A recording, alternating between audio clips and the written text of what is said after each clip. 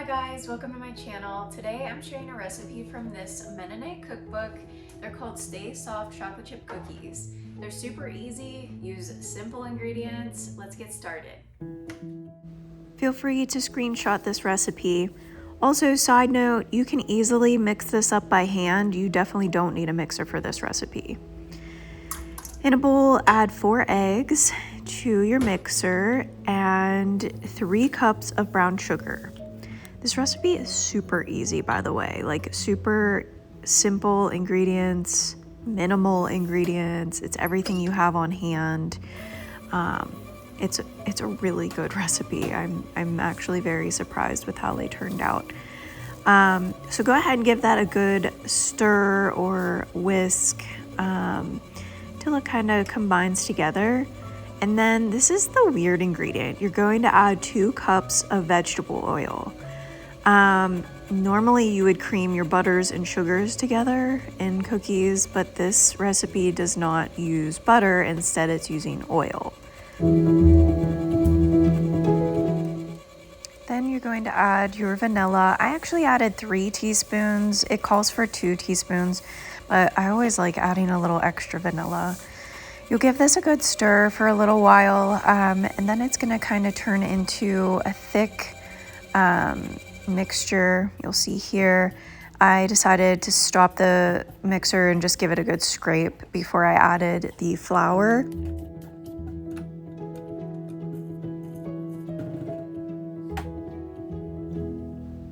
Okay, so now you're going to add in 5 cups of flour.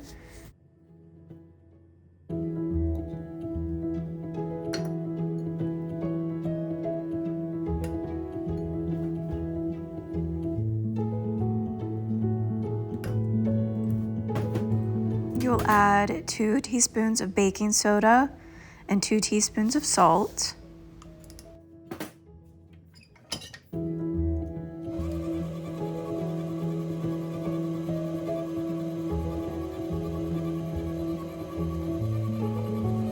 Okay, so you'll give this a good mix, and again, this can be done by hand. It's going to be a thinner batter. It's going to be more battery than a cookie dough. I was a little bit concerned with how thin it was, but you'll see that it does make thinner cookies. Thinking if I made this again, I would probably add another cup of flour and possibly some baking powder. But like I said, this still turned out really well.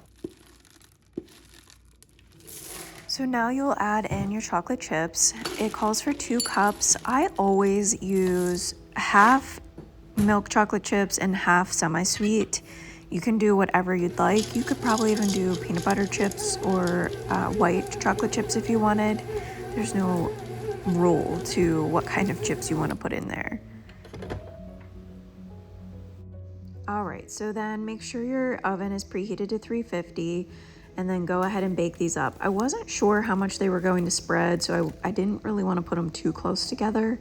But you can see they did spread a little bit, but overall, I was impressed with this recipe. Once they cooled down, they just were a thin chocolate chip cookie, but they were very soft. I think that oil made a huge difference with that.